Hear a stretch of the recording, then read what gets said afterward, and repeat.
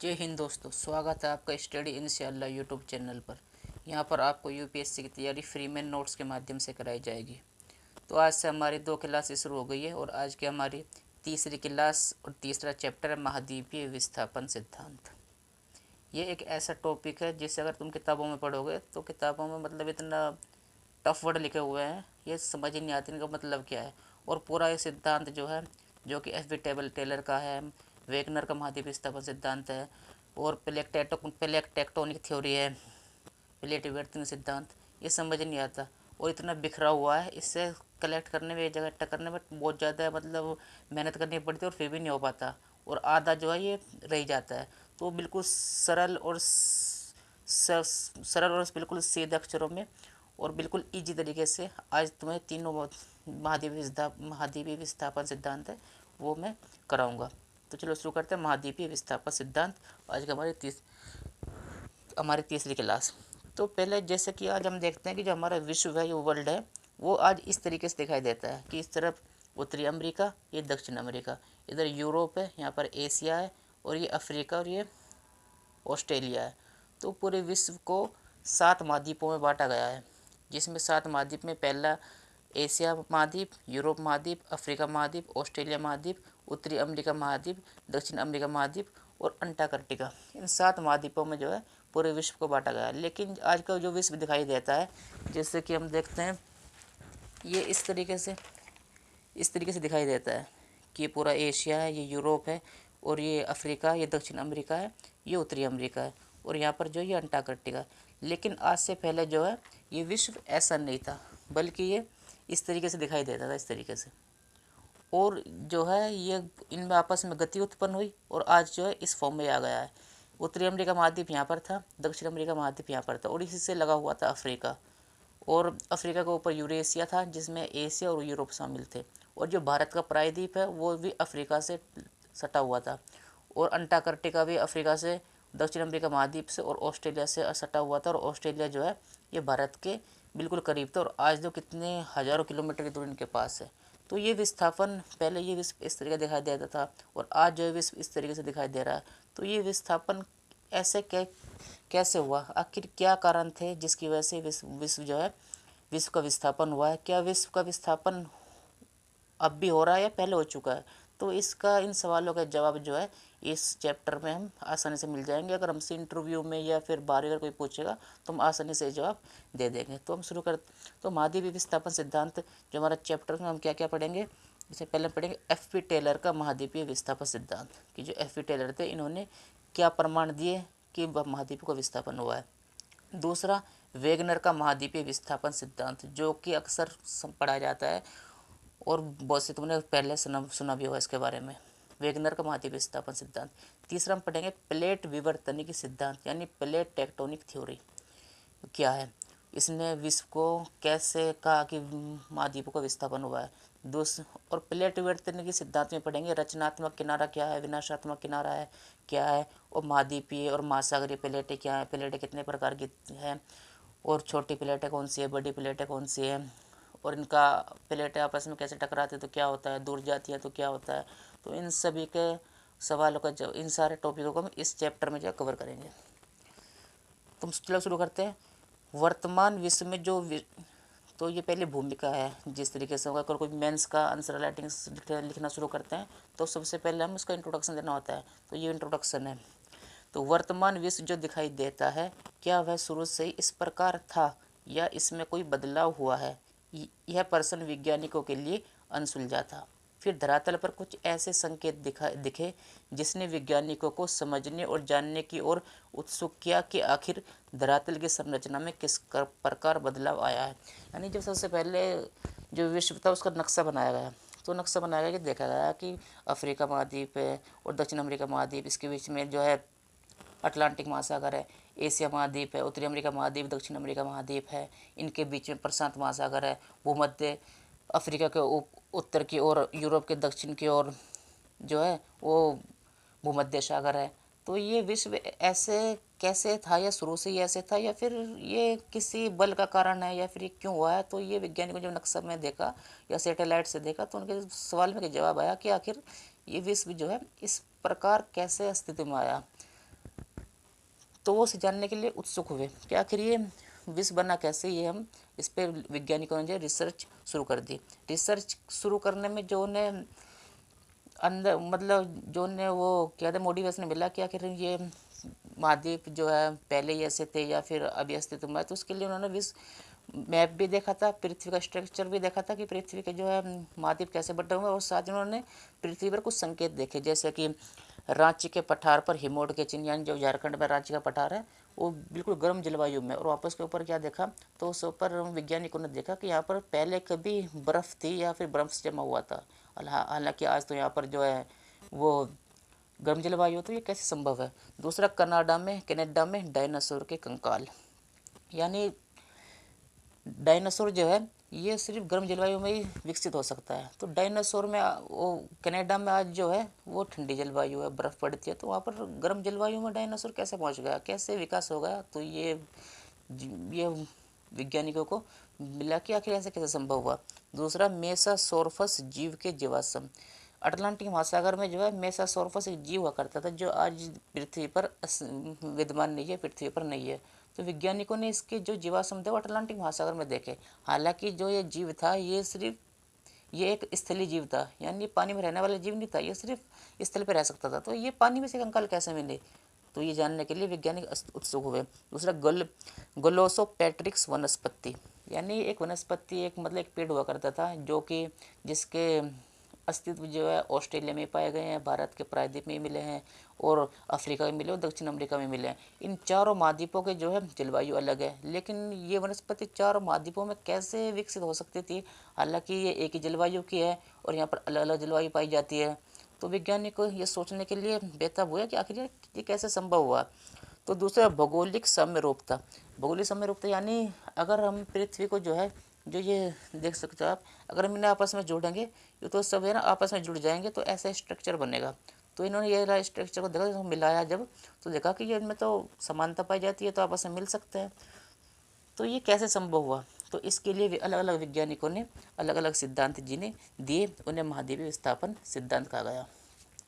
तो चलो सबसे पहले शुरू करते हैं एफ बी टेलर का महाद्वीपीय विस्थापन सिद्धांत। एफ बी टेलर जो थे ये अमेरिका के वैज्ञानिक थे। एक बार ये अपनी छत पर बैठे हुए हैं और छत पर बैठे हुए अमेरिका की जो रॉकी पर्वतमालाओं से देख रहे हैं, तो इनके दिमाग में एक सवाल आया, यार ये पर्वत कैसे बने, और अगर मैं ये सिद्ध कर दूं कि पर्वत कैसे बने तो मेरा नाम हो जाएगा, मेरा नाम बढ़ जाएगा, तो मेरा नाम जो भारत में यूपीएससी में पढ़ाया जाएगा। तो उन्होंने सोचा कि चलो देखते हैं। तो ये घर पे से उतरे, जल्दी भागे और रॉकी पर्वतमाला जो अमेरिका की है अपनी छत पर से उतरे, इसके ऊपर चढ़ गए और फिर देखने लगे कि कैसे बनी। तो दूर से देख ही रहे थे, तो इन्होंने दक्षिण अमेरिका महाद्वीप में एंडीज पर्वतमाला देखी, तो रॉकी पर्वतमाला से भागे भागे भागे भागे जो एंडीज पर्वतमाला पर चढ़ गए और कहने लगे यार ये कैसे बनी। तो उनके दिमाग में एक आइडिया आया कि चलो आइडिया कि हम एक सिद्धांत देते हैं और लोगों को बताते हैं कि ये कैसे बनी, जिससे कि हमारा नाम यूपीएससी में पढ़ाया जाएगा भारत के अंदर। हालांकि मैं अमेरिका का हूँ, ये पढ़ाया जाएगा। चलो सिद्धांत देते, तो इन्होंने एक सिद्धांत दे दिया, महाद्वीपीय विस्थापन सिद्धांत। चलो ये तो एक मजाक की बात हो गई, तो इनका ये याद करने के लिए था एक मजाक की बात। चलो कोई बात है, आगे बढ़ते हैं। एफ बी टेलर का महाद्वीपीय विस्थापन सिद्धांत। महाद्वीपीय विस्थापन सिद्धांत सबसे पहले 1908 में एफ बी टेलर द्वारा प्रस्तुत किया गया था। यानी महाद्वीपों का एक जगह नहीं थे, इनका एक जगह से दूसरी जगह गए हैं, विस्थापन हुआ है। तो ये सबसे पहले किसने बताया, एफ बी टेलर ने बताया। विस्थापन का अर्थ होता है एक जगह से किसी चीज़ का दूसरी जगह चले जाने को विस्थापन कहते हैं, जो 1910 में प्रकाशित हुआ। 1908 में इन्होंने विस्थापन सिद्धांत दिया और 2 साल बाद जो है प्रकाशित हुआ। एफ बी टेलर कौन थे, एफ बी टेलर एक अमेरिकी भूगोलवेता थे, यानी एक अमेरिका के जियोग्राफर थे। एफ बी टेलर ने इन्होंने कहा कि यह रॉकी एंडीज वलित पर्वत है, इनका निर्माण अवसादों पर दबाव पड़ने से हुआ है और आज के स्थलीय भाग यहाँ नहीं थे, ये विस्थापन के द्वारा यहाँ पहुँचे हैं। यानी एफ बी टेलर ने अपने सिद्धांत में बताया कि जो रॉकी पर्वतमाला है ये जो अमेरिका में, और एंडीज पर्वतमाला जो है पर्वतें जो है इन्हें ये दक्षिण अमेरिका महाद्वीप में है। तो इन्होंने कहा कि जो रॉकी और एंडीज है ये वलित पर्वत है, यानी इनका ये शुरू से नहीं थे, इनका अभी अभी जो है इनकी उत्पत्ति हुई है। वलित यानी नई पर्वत है जिनका अभी इनके अभी कई करोड़ साल पहले, अभी का मतलब कई करोड़ साल पहले यानी पृथ्वी के बनने के बाद इनकी जो है उत्पत्ति हुई है, यानी बने हैं, वलित पर्वत कहते हैं। और इनका निर्माण जो है वो अवसादों पर दबाव पड़ने से हुआ है। यानी तुमने अगर देखा होगा, तुमने अगर कोई दही लोगे ना, दही जमी मतलब बिल्कुल टाइट दही नहीं, बल्कि मतलब सॉफ्ट दही हो, और उसे एक परात में ले लो तुम, और फिर उस दही को ना चारों तरफ से, दोनों तरफ से इसमें धक्का लगाओ, ऐसे दोनों तरफ से बल लगाओ उस दही में। जिसमें से बल लगाओगे तो वो बीच में से दही जो ऊपर उठने लगेगी, दही जो ऊपर उठने लगेगी। तो इन्होंने ऐसे ही बताया कि दोनों तरफ से दबाव पड़ा अवसादों पर। अवसाद क्या? अवसाद वे महीन कण होते हैं जिसे नदी अपने साथ लाकर इकट्ठा करती है, यानी जो नदी बहती होंगी वो समुद्र में अवसाद इकट्ठा करने लगी। तो इन अवसादों पर दोनों तरफ से दबाव पड़ा, जैसे दही पर दबाव पड़ता है, और ये ऊपर की ओर उठ गया, और इनसे इनका निर्माण हुआ। इन्होंने ये बताया कि इनका निर्माण ऐसा हुआ, दोनों तरफ से बल पड़ने से ये जो अवसाद थे ये ऊपर उठ गए, और इससे जो एंडीज और रॉकी पर्वत बने हैं। इन्होंने बताया कि क्रीटेशियस काल में स्थलीय भाग दो भागों में बटा था। एक का नाम था लोरेशिया जो उत्तरी ध्रुव के पास था, दूसरा गोंडवाना लैंड था जो दक्षिणी ध्रुव के पास था। इन्होंने कहा कि जैसे कि आज ये 7 भागों में पृथ्वी बटी हुई है, अलग बटी हुई है, बीच में पानी, पहले ऐसे नहीं था, बल्कि ये पूरी पृथ्वी जो है 2 भागों में थी। पूरी पृथ्वी के 2 भाग थे, जैसे कि ये 2 भाग थे, एक ऊपर की ओर और एक नीचे की ओर। और इसका नाम इन्होंने बताया कि एक था जो ऊपर की ओर था उसका नाम था लोरेशिया, और दक्षिण की ओर जो पृथ्वी का भाग था उसका नाम था गोंडवाना लैंड। यानी आज जो पृथ्वी ने 7 भागों में बांटा हुआ है, ये पहले 2 भागों में बटी हुई थी। एक का नाम था लोरेशिया जो कि उत्तर की ओर था, एक का नाम था गोंडवाना लैंड जो कि एक दक्षिण की ओर था। ये इन्होंने बताया अपने सिद्धांत में। लोरेशिया में आज की यूरोप, उत्तरी अमेरिका और एशिया भाग शामिल थे। गोंडवाना लैंड में वर्तमान के अफ्रीका, दक्षिण अमेरिका, ऑस्ट्रेलिया, अंटार्कटिका, प्रायद्वीप भारत शामिल थे। इन्होंने कहा कि जो लोरेशिया था जो उत्तर की ओर पृथ्वी का एक टुकड़ा था, उसमें आज की यूरोप, उत्तर अमेरिका और एशिया भाग थे। यानी उस टुकड़े से टूटकर जो है यूरोप, उत्तरी अमेरिका, एशिया भाग बने हैं। ये पहले एक ही जगह थे। और दूसरा जो दक्षिण की ओर भाग था गोंडवाना लैंड, उसमें अफ्रीका, दक्षिण अमेरिका, ऑस्ट्रेलिया, अंटार्कटिका, प्रायद्वीप भारत शामिल थे, और इनसे टूटकर जो है ये बने। यानी कि कह रहे हैं कि जो पृथ्वी की जो पृथ्वी जो थी वो 2 भागों में बटी हुई थी, एक यहाँ पर था और एक यहाँ पर उत्तर की ओर था, एक दक्षिण की ओर था। और जो उत्तर की ओर था उसका नाम लोरेशिया था, उसमें दक्षिण अमेरिका और एशिया और यूरोप शामिल थे। और जो दक्षिण की ओर भाग था उसमें दक्षिण अमेरिका, अफ्रीका, ऑस्ट्रेलिया और प्रायद्वीप भारत शामिल थे। इसके टुकड़े हुए तो उत्तरी अमेरिका और एशिया और यूरोप बने, और इस गोंडवाना लैंड के टुकड़े हुए, इससे दक्षिण अमेरिका, अफ्रीका, भारत और जो ऑस्ट्रेलिया बने। ये अपने सिद्धांत में कह रहे हैं। इन्होंने कहा कि इन्होंने कहा कि स्थलीय भाग सियाल का बना है जो कि हल्का है, और सीमा स्थल के नीचे की परत है जो तरल अवस्था में है, इस पर ऊपर का भाग गति कर रहा है।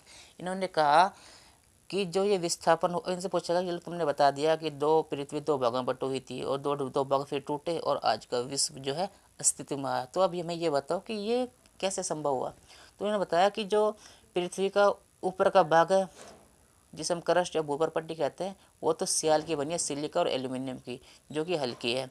और जो ऊपर भूपर पट्टी नीचे का भाग है इसे इन्होंने सीमा नाम दिया। इसका नाम सीमा नाम दिया क्यों? यह सीमा सिलिका और मैग्नीशियम की बनी है और ये तरल अवस्था में है। तो इन्होंने कहा कि सीमा पर सियाल गति कर रहा है, और गति करने के कारण एक जगह से दूसरी जगह पहुंचा, जिसकी वजह से आज का विश्व अस्तित्व में आया। इन्होंने आगे कहा लोरेशिया का एक हिस्सा टूटा जो पश्चिम की तरफ विस्थापित हुआ, यहाँ अवसाद फैला था, यह इससे टकराया जिस रॉकी पर्वत का निर्माण हुआ। जो यह भाग टूटा यह उत्तरी अमेरिका महाद्वीप था।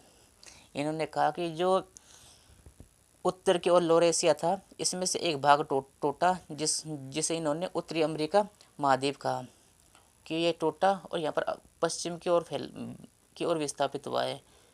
और ये जहाँ पर अवसाद फैला हुआ था इससे ये उत्तरी अमेरिका महाद्वीप जो है, यहाँ पर तीनों जो एक जगह थे, उत्तरी अमेरिका महाद्वीप जो है टूटा, ये इधर की ओर आया, तो यहाँ पर अवसाद फैला हुआ था, और अवसाद फैलने से जो है यहाँ पर जो ये रॉकी पर्वत है इससे टकरा, जिससे कि ये ऊपर की ओर उठ गए और यहाँ पर जो है रॉकी पर्वत का निर्माण हुआ, ये कह रहे हैं। और फिर इन नीचे कह रहे आगे कह रहे हैं गोंडवाना लैंड भी कई हिस्सों में टूटा, इसका एक भाग पश्चिम की तरफ प्रवाहित हुआ, यहाँ पर अवसाद फैला था, इससे टकराया, इससे एंडीज पर्वत का निर्माण हुआ और यह भाग दक्षिण अमेरिका महाद्वीप था। यानी गोंडवाना लैंड से भी एक भाग टूटा जो पश्चिम की तरफ प्रवाहित हुआ और यहाँ पर जो है अवसाद फैला हुआ था, इससे ये भाग टूटा, इससे ये भाग जो है टकराया, जिससे यहाँ पर जो है अवसाद फैला हुआ तो ये ऊपर की ओर उठ गया और यहाँ पर एंडीज का निर्माण हुआ। रॉकी पर्वत यहाँ पर है, यहाँ से यहाँ तक फैला हुआ है और एंडीज पर्वत वाला यहाँ पर है, तो ये इससे यहाँ पर टकराया तो एंडीज पर्वत का निर्माण हुआ। और ये लोरेशिया का ये वाला भाग यहाँ से टकराया तो यहाँ पर जो है रॉकी पर्वतमाला का निर्माण हुआ, ये कह रहे हैं। इन्होंने इस सिद्धांत के समर्थन में तर्क दिया। ये बताने के बाद इन्होंने तर्क दिया कि जब ये भाग टूटे तब चंद्रमा इन्होंने कहा कि जब ये भाग टूटे तब चंद्रमा पृथ्वी के करीब था और चंद्रमा की ज्वारीय शक्ति के कारण इसमें गति उत्पन्न हुई है। यानी ये कह रहा है कि जब ये भाग टूटे, जब चांद जो था वो पृथ्वी के करीब था और पृथ्वी के करीब जो आया तो इसमें एक बल उत्पन्न हुआ, जिससे कि इसमें जो पृथ्वी का जो हिस्से थे ऊपर के वो गति करने लगे, जिसे इन्होंने ज्वारीय बल कहा, ज्वारीय शक्ति कहा। ज्वारीय शक्ति से ही जो है ये जो एक जगह पृथ्वी से चिपके हुए थे इनमें गति उत्पन्न हुई, टूटकर जो है फैलने लगे, जिससे आज का विश्व जो है अस्तित्व में आया।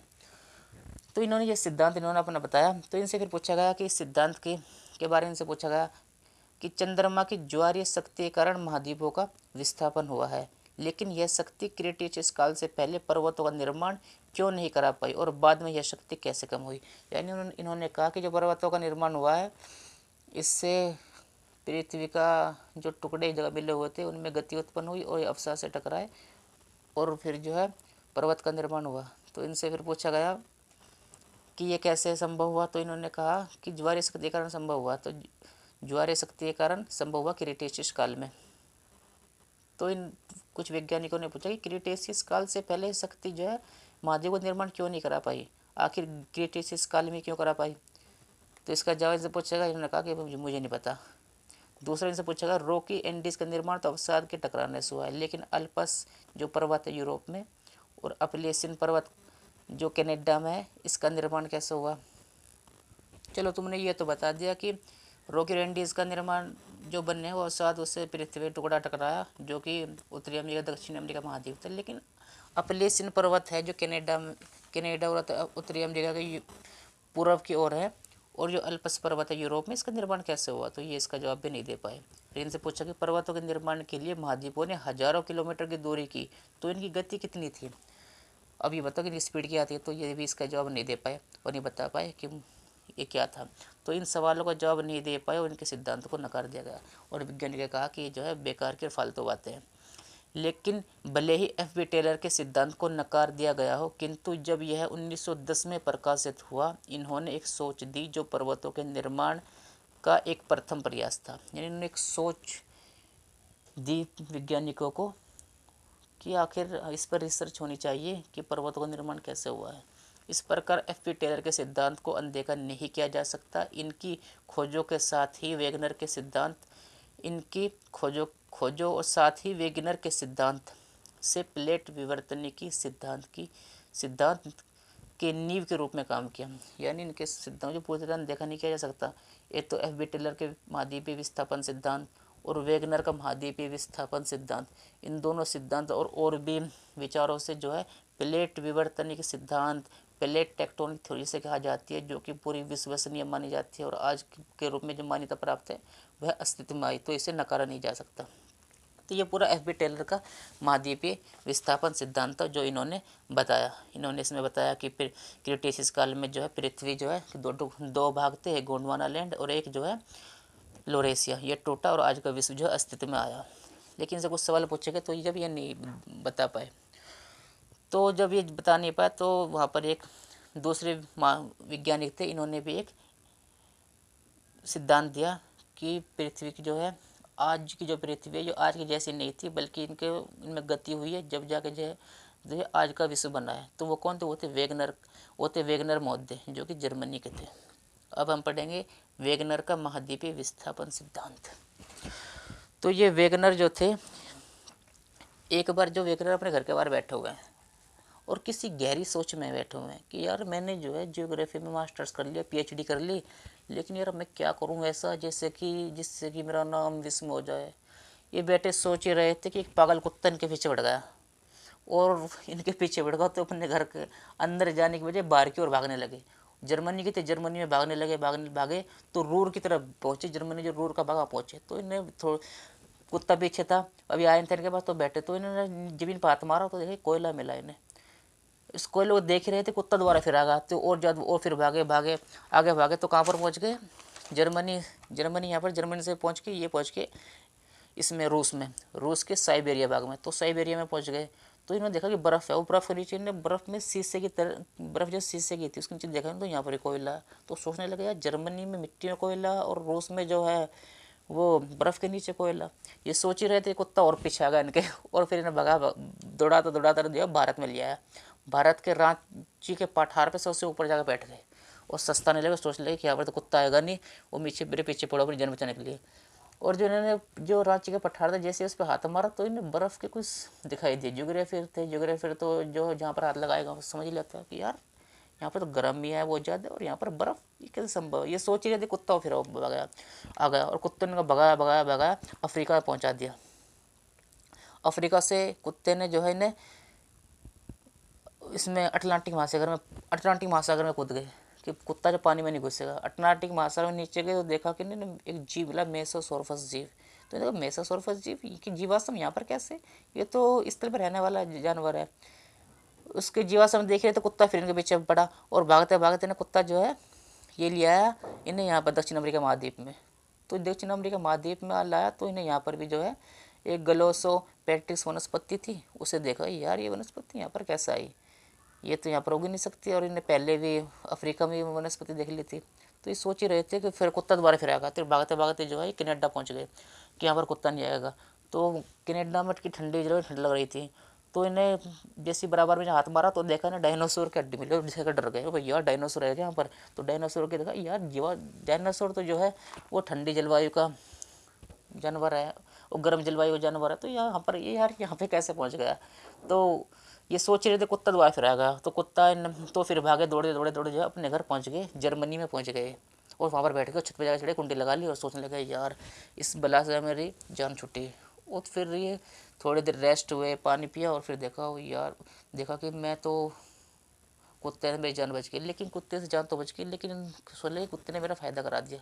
तो मैं लोगों को बताऊंगा कि जो है ये जो विश्व जो एक जगह नहीं था इसका विस्थापन हुआ है और मेरे पास प्रमाण है। जो जैसे मैं दौड़ लगा था भाग रहा था, मुझे कुत्ते ने मेरे पीछे था तो मैंने बहुत कुछ देखा, उसमें मुझे बहुत कुछ मिला, उसको बताऊंगा लोगों को कि विश्व महाद्वीप जो एक जगह नहीं था इसका विस्थापन हुआ है। तो इन्होंने इनके दिमाग में विचार आया, आइडिया, और उसका नाम रख दिया वेगनर का महाद्वीप विस्थापन सिद्धांत। तो ये तो एक मजाक की बात थी। तो अब हम शुरू करते हैं वेगनर का महाद्वीपीय विस्थापन सिद्धांत। अल्फ्रेड वेगनर महोदय जर्मनी के एक जलवायु वैज्ञानिक और भूविज्ञानिक थे। वेगनर कौन थे? ये जर्मनी के थे, जलवायु क्लाइमेटोलॉजी के जियोग्राफर थे और जो है जियोमॉर्फोलॉजी के जो है भूवैज्ञानिक थे। तो इन्होंने पृथ्वी के कई भागों पर ऐसे लक्षण देखे जो वर्तमान जलवायु के कारण संभव नहीं हो सकते, जैसे रांची के पठार पर हिमोड़ के चिन्ह, महाद्वीपों को जोड़कर एक भूखंड का निर्माण, डायनासोर के जीवाश्म कनाडा में पाया जाना। यानी इन्हें पृथ्वी पर कुछ ऐसे जीवाश्म मिले। जियोग्राफर थे, जो जियोग्राफर होते हैं वो अगर तुम पीएचडी करोगे जियोग्राफी में तो तुम्हें रिसर्च करने के लिए बाहर की जगह दूसरी जगह भेजा जाएगा। तो जब ये जो पीएचडी कर रहे थे जियोग्राफी में तो इन्हें विश्व में नई नई जगह पर जाने का मौका मिला, तो इन्होंने कुछ चिन्ह मिले कि दिखाई दिए। तो इन्होंने सोचा कि ये चिन्ह यहाँ पर कैसे पाए। तो इन्होंने अंदाज़ा लगाया कि या तो पृथ्वी की जलवायु बदली है या महाद्वीपों का विस्थापन हुआ है। या इन्होंने कहा कि ये जो चिन्ह मुझे मिल रहा है इसका मतलब क्या, इसका मतलब या तो हुआ कि मैं जब जर्मनी में था तो जलवायु अलग थी और मैं यहाँ पर आया तो लगता है कि क्लाइमेट चेंज हो गई, यानी जलवायु बदल गई, इसलिए जो है रांची के पठार पर बर्फ़ मिल रही है, मुझे बर्फ़ के चिन्ह मिल रहे हैं। तो इन्होंने कई प्रमाणों के आधार पर पाया कि पृथ्वी की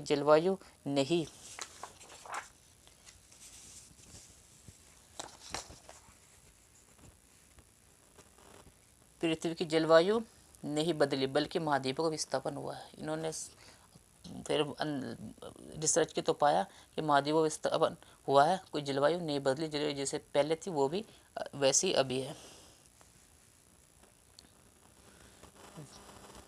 वेगनर ने 1912 में महाद्वीपीय विस्थापन सिद्धांत दिया। उनके अनुसार महाद्वीप स्थिर नहीं रहते बल्कि इनका विस्थापन होता रहता है।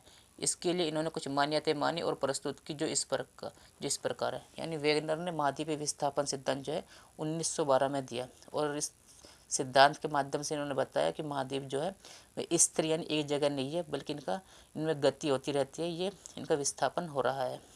तो वेगनर के अनुसार यानी वेगनर के महाद्वीपीय विस्थापन सिद्धांत में वेगनर ने कहा कि वेगनर के अनुसार पृथ्वी का निर्माण 3 परतों सियाल, सीमा, नीफे से हुआ है। सियाल ऊपरी परत है जो सीमा पर गति कर रही है, क्योंकि सियाल हल्के तत्वों से बनी हल्की परत है और सीमा प्लाज्मा के रूप में अपेक्षाकृत भारी है। यानी इन्होंने कहा कि पृथ्वी की 3 परतें हैं, एक नाम सियाल, एक नाम सीमा, एक नाम नीफे रखा। इन्होंने कहा कि सियाल जो हल्की परत है और जो सीमा जो प्लाज्मा की अवस्था में है, यानी जो चेरी होती है ना, चेरी लाल वाली सी, वो उसकी अवस्था में है, और सियाल जो है उस सीमा पर जो है वो तैर रही है, गति कर रही है।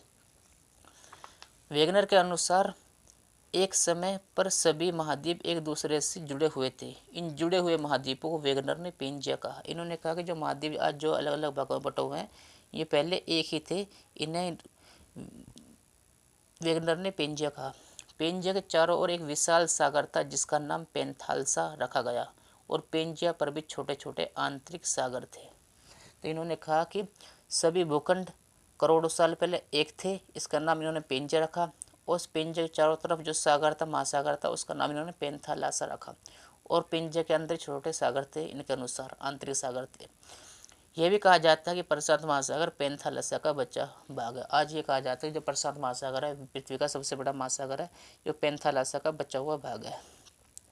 इन्होंने कहा कि कार्बोनिफेरस काल में पेंजिया का विघटन हुआ जिससे यह 2 भागों में बट गया, लोरेशिया और गोंडवाना लैंड। इन्होंने कहा जो पेंजिया था जहाँ वो 2 भागों में टूट गया। एक का नाम इन्होंने लोरेशिया रखा, दूसरे का नाम गोंडवाना लैंड या फिर अंगारा लैंड रखा। पेंजिया के आगे इन्होंने कहा कि पेंजिया के टूटने के बीच जो सागर बना इसे टेथिस सागर कहा गया। यानी पेंजिया जो एक भूखंड था, इसके चारों तरफ पेंथालसा एक महासागर था। अब जो पेंजिया टूट गया, उत्तर की ओर उसका लोरेशिया और दक्षिण की ओर गोंडवाना लैंड, जो एफ टेलर ने बताया था, और उनके बीच में एक सागर बन गया जिसे इन्होंने कहा कि टेथिस सागर। इनके बीच में एक सागर बना जिसे टेथिस सागर कहा गया। और वर्तमान में भूमध्य सागर टेथिस सागर का बचा हुआ भाग है। इन्होंने कहा जो भूमध्य सागर है अफ्रीका के उत्तर की ओर, यूरोप के दक्षिण में, वो जो है टेथिस सागर का बचा हुआ भाग है। आगे चलकर लोरेशिया और गोंडवाना लैंड का भी विघटन हुआ, यानी जो पेंजिया टूटा, लोरेशिया और गोंडवाना लैंड बने, और फिर गोंडवाना लैंड और लोरेशिया भी टूटे आगे चलकर, जिनसे वर्तमान स्थलीय महाद्वीपीय आकृति का निर्माण हुआ। ये 2 भाग भी टूटे जिससे आज का विश्व जो है वो अस्तित्व में आया। लोरेशिया से आज के उत्तरी अमेरिका महाद्वीप, यूरोप और एशिया बने। यानी जो लोरेशिया था पेंजिया का एक टूटा हुआ उत्तर की ओर, उससे जो है उत्तरी अमेरिका महाद्वीप और यूरोप और यूरेशिया बने। और गोंडवाना लैंड से दक्षिण अमेरिका महाद्वीप, अफ्रीका, ऑस्ट्रेलिया, मेडागास्कर बने। इन्होंने कहा कि लोरेशिया पेंजिया टूटा तो गोंडवाना लैंड और टेथिस लोरेशिया और गोंडवाना लैंड बना, और फिर लोरेशिया टूटा तो उत्तरी अमेरिका और यूरोप और यूरेशिया बना, और लोरेशिया टूटा तो उत्तरी अमेरिका महाद्वीप, यूरोप और यूरेशिया बना, और गोंडवाना लैंड टूटा उससे दक्षिण अमेरिका, अफ्रीका, ऑस्ट्रेलिया, मेडागास्कर बना। इन्होंने ये कहा। और यह विस्थापन की प्रक्रिया 30 करोड़ वर्ष पहले हुई थी। यानी जो विस्थापन हुआ था, ये महाद्वीप जो टूटे थे आपस में, ये 30 करोड़ साल पहले की बात है। विस्थापन के पक्ष में प्रमाण, इन्होंने फिर कुछ प्रमाण दिए कि अपने जो सिद्धांत था इसे विश्वसनीय बनाने के लिए प्रमाण दिए कि ये मैं इस आधार पर कह रहा हूँ, ये कुछ आधार दिए। वेगनर महोदय ने अपने सिद्धांत के समर्थन में निम्न प्रमाण प्रस्तुत किए, एविडेंस दिए इन्होंने। पहला, जिग सॉ फिट भौगोलिक साम्यरूपता। जिसने पहले होगा जिग्सोफिट, यानी इनके अनुसार अटलांटिक महासागर के दोनों तटों पर भौगोलिक एकता पाई जाती है। इन दोनों किनारों को आरी के दांतों की तरह जोड़ा जा सकता है, इसे जिग्सोफिट कहा। इन्होंने कहा जिग्सोफिट का नाम दिया। इन्होंने कहा कि जो अटलांटिक महासागर है, ये देखो इधर, ये अटलांटिक महासागर है, और इसे इन्होंने कहा कि अगर हम इससे और इससे और इसे मिला दें तो ये आपस में मिल जाएंगे, ये सभी आपस में मिल जाएंगे। आरी के दांतों की बात है, आरी के जो दांत, आरी देखोगे तुम जिससे लकड़ी काटते हैं, फर्नीचर बाड़ी वगैरह लकड़ी काटते हैं, उसमें दांत होते हैं, कि ना ये आरी के दांतों की तरह है, और इन्हें अगर हम मिलाएंगे तो ये सब जो है आपस में मिल जाएंगे। एक तो इन्होंने ये प्रमाण दिया। अगर ये मिले, जब मिल सकते, जब ये मिले हैं तो ये टूटे भी होंगे, और ये टूटे हैं तो ये मिल भी सकते हैं आपस में। तो ये सच है, सच बात है कि जो महाद्वीपों का जो है विस्थापन हुआ, पृथ्वी जो टूट कर, वो जो पृथ्वी ऊपरली भाग था वो अलग अलग टूटे आपस में, और जो है आज का विश्व अस्तित्व में आया है। और हम ये आपस में जोड़कर इन्हें बता सकते हैं कि जो है महाद्वीपों का विस्थापन हुआ है, इसे इन्होंने जिग्सोफिट कहा। दूसरा इन्होंने प्रमाण दिया, वो था ग्लोसोपेट्रिक्स वनस्पति। इन्होंने कहा दक्षिण अमेरिका, अफ्रीका के दक्षिणी भाग, ऑस्ट्रेलिया, अंटार्कटिका में इस वनस्पति के अंश मिले हैं, जो कि एक ही जलवायु में विकसित होती है, जबकि यहाँ अलग अलग जलवायु मिलती है। इससे यह निष्कर्ष निकलता है कि ये भाग आपस में जुड़े थे। इन्होंने कहा कि ग्लोसोपेट्रिक जो वनस्पति है वो दक्षिण अमेरिका में मिलती है, अफ्रीका में मिल रही है, ऑस्ट्रेलिया में मिल रही है, अंटार्कटिका में मिल रही है। अगर आज इनकी जलवायु देखेंगे तो इनकी जलवायु अलग अलग है, कहीं पर ठंडी जलवायु है, कहीं पर गर्म जलवायु है। इन्होंने कहा कि एक ही जलवायु में, अलग अलग जलवायु में एक ही वनस्पति यानी एक पेड़ जो वो विकसित नहीं हो सकता। तो इस समय अंदाजा लगा सकते हैं कि पहले ये भाग आपस में जुड़े हुए थे, और ये फिर ये टूटे, जिसकी वजह से जो है ये वनस्पति जो है अलग अलग महाद्वीपों में फैल गई। दूसरा इन्होंने कहा मेसासॉर्फस जीवी। इस जीव के जीवाश्म दक्षिण अमेरिका और अफ्रीका दोनों के बीच अटलांटिक महासागर में पाए गए हैं, और ये स्थलीय जीव है। इन्होंने कहा कि एक मेसासॉर्फस जीव के जो जीवाश्म मिला है, यानी हड्डी के ढांचा जो मिला है, वो अटलांटिक महासागर में मिला है, और ये जो जीव था ये स्थल पर रहता था। इनका मानना था कि ये जीव जो है, जब महाद्वीपों का विस्थापन हो रहा था तो ये जीव जो है दक्षिण अमेरिका में तो अफ्रीका में जाना चाहते थे, अमेरिका में थे तो दक्षिण अमेरिका में, अफ्रीका में थे तो दक्षिण अमेरिका में जाना चाहते थे। जैसे जा रहे थे तो बीच में जो है ना पानी मिला कि आते जाते रहे होंगे इनके पूर्वज, तो ये भी आना जाना चाहते थे, और जो है अटलांटिक महासागर में गिर गए और मर गए, उनके कंकाल यहाँ पर है। हालांकि ये जो है ये स्थलीय जीव है। तो इन्होंने ये कहा। एक तीसरा प्रमाण इन्होंने ये दिया। चौथा प्रमाण दिया इन्होंने डायनासोर यानी लेमिंग। इसके जीवाश्म कनाडा में मिले हैं। यह ठंडा क्षेत्र है, जबकि यह गर्म जलवायु का जानवर है, ठंड में विकसित ही नहीं हो सकता। इन्होंने कहा कि डायनासोर जो है ये गर्म जलवायु का जानवर है, और इसके जीवाश्म कनाडा में पाया जाना ये पॉसिबल ही नहीं है। क्यों? कि ये ठंड में रह ही नहीं सकता। तो इससे ये पता लगता है कि जो है कनाडा जो है अफ्रीका से और मिला हुआ था, गर्म क्षेत्र से मिला हुआ था, और उससे टूट कर जो है ऊपर की ओर गया, उत्तरी ध्रुव की ओर गया, कि वहाँ पर ठंड पाई जाती है, उत्तरी ध्रुव की ओर गया है। और जो इस पहले ये गर्म जलवायु अफ्रीका से मिला हुआ था, और जो है एक ही जगह थे, ये टूटा हुआ, ये आपस में टूटे हैं। इन्होंने डायनासोर का भी प्रमाण दिया।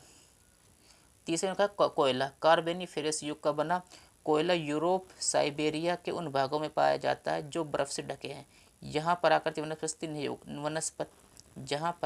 वनस्पति नहीं उगती। ऐसे ही ग्रीनलैंड तथा अंटार्कटिका महाद्वीप पर भी कोयले के भंडार मिले हैं। जो कोयला बनता है वो बनता है पेड़ों के, जमीन के नीचे कोई पेड़ पौधे जो होते हैं जो कई हजारों करोड़ों साल पहले जमीन नीचे दब गए हो, तो उससे कोयला निर्माण होता है। तो ये कह रहे हैं कि रूस का जो साइबेरिया वाला क्षेत्र है, अंटार्कटिका वाला क्षेत्र है, ग्रीनलैंड है, यहाँ पर बर्फ़ है, यहाँ पर जो है कोई पेड़ पौधे उग ही नहीं सकते, और फिर जब पेड़ पौधे उग नहीं सकते तो जमीन नीचे कैसे जाएंगे, और कोयला निर्माण हो नहीं सकता, और यहाँ बर्फ़ भी बर्फ है। तो उन्होंने कहा कि आज से जो कई करोड़ों साल पहले ये जो साइबेरिया वाला रूस का जो क्षेत्र है, अंटार्कटिका है, ग्रीनलैंड है, जो ये ठंडे क्षेत्र हैं, ये यहाँ पर नहीं थे, बल्कि ये पृथ्वी के उस हिस्से में थे जहाँ पर गर्म जलवायु थी, और यहाँ पर पहले पेड़ पौधे थे, वे पेड़ पौधे जमीन के अंदर गए, नीचे गए, और जो है वे कोयले में बदल गए। तो महाद्वीपों का विस्थापन हुआ है, एक जगह से दूसरी जगह गए हैं। पहले गर्म जलवायु में थे और अब जो है ठंडी जलवायु में ये क्षेत्र पहुंच गए हैं। 5 और छठा जो ने संकेत दिया, इन्होंने कहा कि ब्राज़ील के पठार, कांगो बेसिन, प्रायद्वीप, भारत, ऑस्ट्रेलिया के मरुस्थल में हिम नदी द्वारा निर्मित भूआकृति मिली है, जो इस बात की ओर संकेत करती है कि ये क्षेत्र ध्रुवीय क्षेत्र में स्थित था। इन्होंने कहा कि ब्राज़ील का पठार, यहाँ पर गर्म जलवायु मिलती है, कांगो बेसिन, यहाँ पे गर्म जलवायु मिलती है। प्रायद्वीप भारत, यहाँ पे गर्म जलवायु है। ऑस्ट्रेलिया के मरुस्थलीय भाग है, यहाँ पे गर्म जलवायु। लेकिन इन्होंने यहाँ पर जो है इन्हें मिले बर्फ़ के चिन्ह, कि यहाँ पर बर्फ़ की नदियाँ बहती थी। तो ये कैसे पॉसिबल है कि गर्म क्षेत्र में बर्फ़ का पाया जाना? तो इन्होंने कहा कि जो क्षेत्र था, जैसे कि ब्राज़ील अफ्रीका का भाग था, कांगो ब्राज़ील अफ्रीका का भाग, प्रायद्वीप भारत, ऑस्ट्रेलिया, कभी न कभी उस क्षेत्र में थे जहाँ पर पृथ्वी पर ठंडी जलवायु पाई जाती है। तो इन्होंने ये प्रमाण बताए कि इसके आधार पर हम कह सकते हैं कि महाद्वीपों का विस्थापन हुआ है। तो इन सभी के आधार पर वेगनर ने बताया कि महाद्वीपों का विस्थापन हुआ है, इनका स्थान परिवर्तित हुआ है। जब इनसे भी पूछा गया कि विस्थापन क्यों हुआ, अब इनसे पूछा गया, एफ बी टेलर से पूछा गया था कि विस्थापन क्यों हुआ, तो इनसे भी पूछा गया तो विस्थापन क्यों हुआ, तो इन्होंने 2 आधार बताए। पहला, तैराव का नियम। इन्होंने बताया जिस तरह लकड़ी पानी पर तैरती है, ठीक उसी तरह सियाल भी सीमा पर तैर रही है। यानी इनके सिद्धांत से पहले ये रिसर्च हो चुकी थी कि पृथ्वी जो है परतों में बटी हुई है। पृथ्वी की ऊपरी परत जो है वो हल्की है और नीचे की परत जो लिक्विड फॉर्म में है, जिससे कि ऊपर की परत नीचे की परत पर जो टिकी हुई है। तो इन्होंने कहा जिस तरीके से हम एक पानी में एक लकड़ी का टुकड़ा डाल देंगे तो वो तैर कर दूसरी जगह पहुंच जाएगा, इसी तरीके से ऊपर का हल्का भाग मेंटल पे है तो ये तैर कर एक जगह से दूसरी जगह गया है। दूसरा पूछेगा कि एक जगह से दूसरी जगह गया तो इसके ऊपर कौन सा बल लगा, तो इन्होंने भी बताया कि ज्वारीय शक्ति। इन्होंने भी एफ बी टेलर की तरह कहा कि यह विस्थापन चंद्रमा की ज्वारीय शक्ति के कारण हुआ है। इनसे भी वही सवाल पूछे जो एफ बी टेलर से पूछे गए थे, तो यह भी जवाब नहीं दे पाए। इनसे पूछा है कि आखिर एक जगह से दूसरी जगह कैसे को कौन सा बल लगा, तो इन्होंने भी कहा कि चांद और पृथ्वी एक जगह थी, वो चांद और पृथ्वी के बीच की दूरी कम थी, जिससे कि जो एक बल लगा ज्वारीय बल, तो ये महाद्वीपों में जो है खिसकाव शुरू हुआ और एक जगह से दूसरी जगह पहुंच गए। तो इनसे भी सवाल जवाब पूछे गए जो कि एफ बी टेलर से पूछे गए थे, तो ये भी जवाब नहीं दे पाए। तो इनके सिद्धांत को भी जो है वो कमियां निकाल दी गई, जिस कारण इनके सिद्धांत की भी आलोचना की जाती है। ये भी जवाब नहीं दे पाए कि ये बल जो है पहले क्यों नहीं लगा, अब क्यों लगा ये बल, क्रिटिसिस काल से पहले महाद्वीपों विस्थापन क्यों हुआ, अब क्यों नहीं हुआ, अब क्यों हुआ, पहले क्यों नहीं हुआ था। इनसे पूछेगा, ये इसका जवाब नहीं दे पाए। तो इनके सिद्धांत की आलोचना की जाती है। लेकिन इसी के आधार पर प्लेट टेक्टोनिक थ्योरी, PTT मतलब है प्लेट टेक्टोनिक थ्योरी, तैयार हुआ, यानी प्लेट विवर्तनिक सिद्धांत तैयार हुआ। इसी कमियों को दूर करता है और इसी तरह की बात करता है। यानी प्लेट टेक्टोनिक थ्योरी जो है वो इसी की तरह की बात करता है, लेकिन जिसमें कमी रह गई, जो ये नहीं बता पाया कि महाद्वीप विस्थापन क्यों हुआ है, तो प्लेट टेक्टोनिक थ्योरी, प्लेट विवर्तनिक सिद्धांत ने बताया। अब वेगनर के महाद्वीपीय विस्थापन सिद्धांत जो होता है, इनका मूल्यांकन, कभी कभी मेंस में मूल्यांकन ये में करना होता है कि पहले तो हम उसकी भूमिका लिख देंगे, फिर सिद्धांत क्या है ये बता देंगे, फिर हमें ये बताना होता है कि आखिर इससे क्या निष्कर्ष निकल रहा है, निष्कर्ष।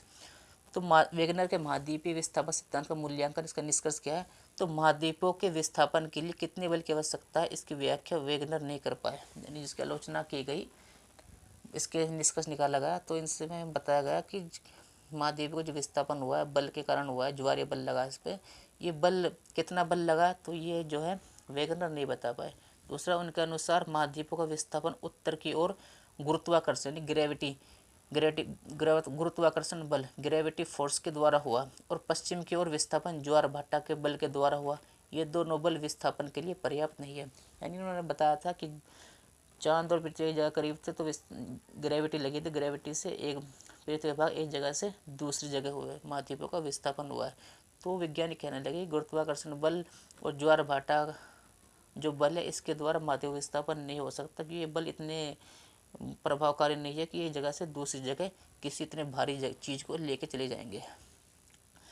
तीसरा, अटलांटिक महासागर के दोनों तटों की भौगोलिक विशेषताएं हर जगह मेल नहीं खाती। इन्होंने कहा कि हम पृथ्वी के सभी हिस्सों को एक जगह जोड़ेंगे तो वह मिल जाएगा। तो वैज्ञानिकों ने कहा कि पृथ्वी का हर हिस्सा अगर तुम जोड़ोगे तो वह नहीं जुड़ पाएगा। चौथा, वेगनर ने यह नहीं बता पाए कि कार्बोनिफेरस युग से पहले पेंजिया किस बल के द्वारा स्थिर था। इन्होंने कहा कि पृथ्वी जो एक जगह जुड़ी हुई थी, जिसे इन्होंने पेंजिया कहा। अब वैज्ञानिकों ने से पूछा कि पेंजिया जब एक जगह जुड़ा हुआ था तो ऐसा कौन सा बल था जो इन्हें जुड़ा हुआ था। तुम बता रहे हो कि जब ये टूटे तो ज्वारीय बल के कारण टूटे, तो ये जो एक जगह चिपके किस बल के कारण रहे थे, तो ये इसका जवाब भी नहीं दे पाए। तो इसके इनके सिद्धांत की जो है आलोचना की जाती है, वो भी विश्वसनीय नहीं माना जाता। एक और सिद्धांत है, यह है हेनरी हेजल हेस का सागर नितल का विस्तार संकल्पना। H हेस का सागर नितल का विस्तार। तो तीसरे वैज्ञानिक हुए हेनरी हेस। तो चलो, वेगनर और हेनरी हेस एक ही यूनिवर्सिटी में पढ़े हुए थे और जो है दोस्त थे। तो ये दोनों जो है एक जगह बैठे हुए अटलांटिक महासागर के किनारे पर, ये बैठे हुए हेनरी हेस और वेगनर महोदय, जिन्होंने ऊपर का सिद्धांत दिया। तो वेगनर ने बता रहे हैं यार कि मैंने इतनी मेहनत की है, मेरे पीछे कुत्ता भी पड़ गया और जो मुझे इसने पूरी पृथ्वी का चक्कर भी लगा दिया, और मैंने बताया कि पृथ्वी जो है एक जो महाद्वीप है, जो एक जगह थे और उनका विस्थापन हुआ है। तो लोग मानने के लिए तैयार नहीं है यार, मैंने इतनी मेहनत की है, और हालांकि मैंने उसके लिए प्रमाण भी दिए, एविडेंस भी दी है, मैंने सबूत भी दिए हैं, लेकिन लोग मानने के लिए तैयार नहीं है। तो हेनरी हेस कहने लगे कि यार बात तो तेरी सही है। तो वो कुछ सोचने लगे, तो उन्होंने कहा कि मैं भी एक सिद्धांत दूंगा। तो वेगनर कहने लगे यार मेरी क्या सिद्धांत दोगे तुम। कहने लगे मैं बताऊंगा कि जो महासागर है इसका विस्तार हो रहा है और जो है महाद्वीप को विस्थापन हुआ है। तो वेगनर जो हंसने लगे, कहने लगे यार मैंने बताया कि महाद्वीप को विस्थापन हुआ है तो लोग ये मानने के लिए तैयार नहीं है, और तुम कह रहे हो कि महासागर का भी विस्तार हो रहा है, तो तुम वो बात कैसे मान लेंगे। तो हेनरी हेस ने कहा कि मैं इसे साबित करूंगा। वो वेगनर कहने लगे यार तू चल घर चलते हैं, चाय कॉफ़ी पियेंगे चल के लेगा, नहीं मैं सिद्ध करूंगा। तो ये कहकर हेनरी हेस जो थे अमेरिका के वेगनर के दोस्त, वो अटलांटिक महासागर में कूद गए। अब जो वेगनर जो चिल्ला रहे कि हैरी हैरी हैरी हैस कहाँ पर है, तो वो न आए नहीं। तो वेगनर जो है उदास होकर चले गए, यार घर भेज जाकर क्या जवाब दूंगा।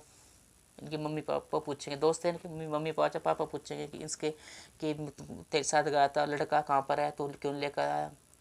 तो ये घर पर पहुँचे, टेंशन में बैठे हुए, तो गेट खटखटाया। तो सोचने लगे यार लगता है कि हेनरी हेस के जो पेरेंट्स आ गए पूछने के लिए। तो गेट खटखटाया तो हेनरी हेस जो है अपना सर खुजाते हुए और पानी झाड़ते हुए आ रहे हैं। उनसे कह रहे हैं कि मैंने पता लगा लिया।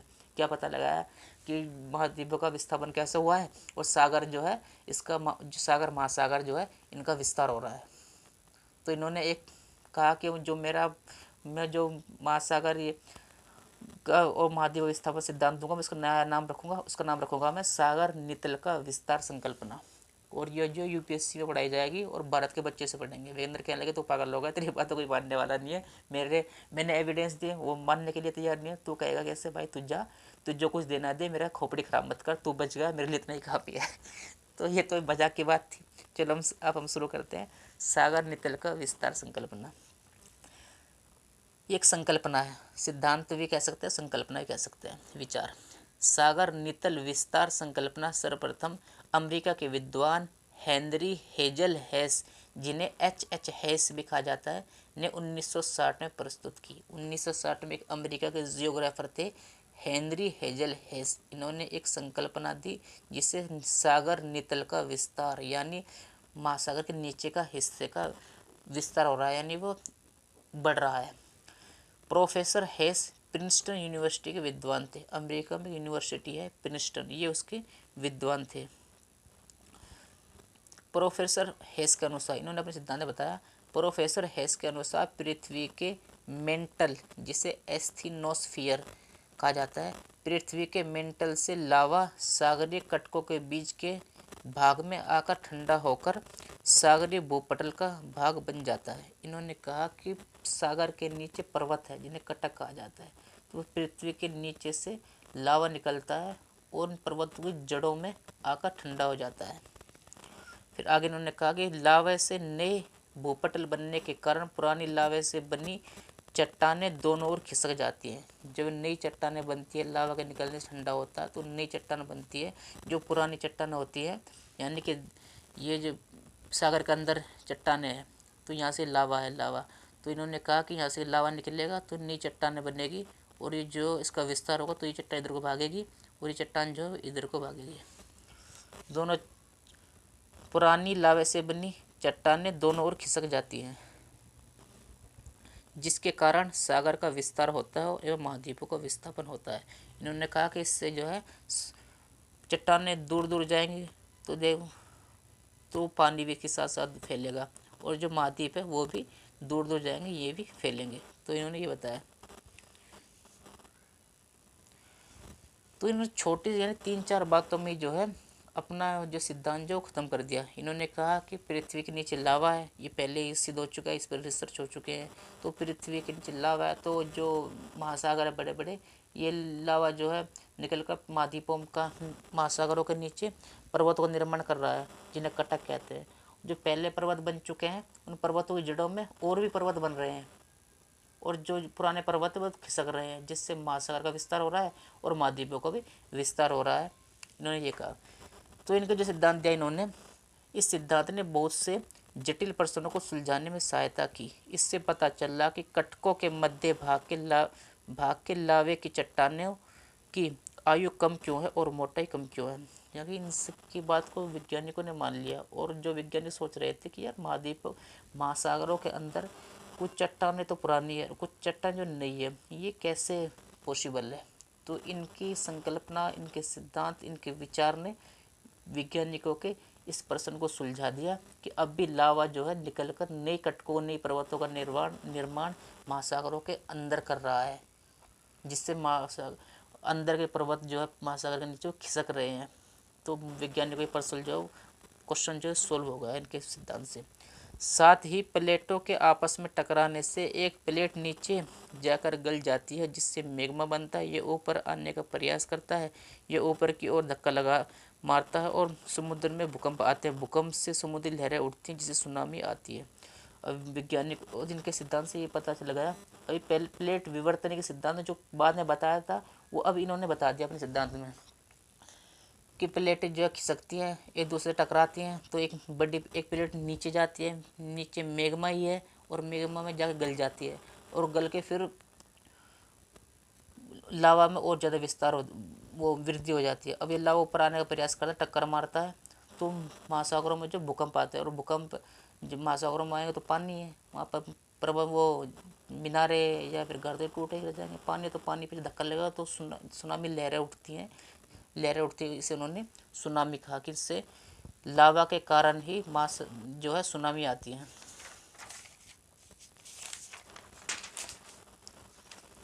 और जब यह लावा बाहर आ जाता है तो समुद्र के अंदर पर्वतों का निर्माण होता है, जिन्हें कटक कहते हैं।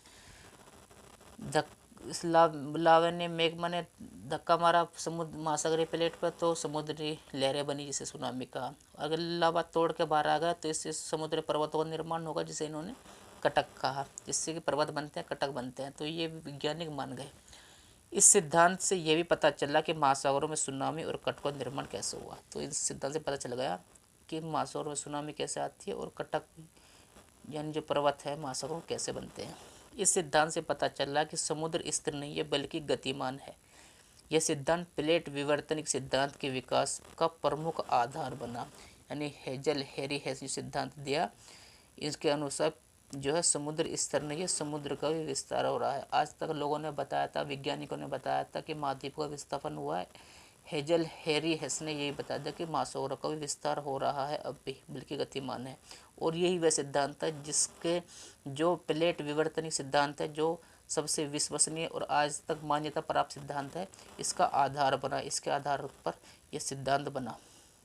तो आज के लिए इतना ही काफ़ी है, वीडियो ज़्यादा लंबी हो जाएगी।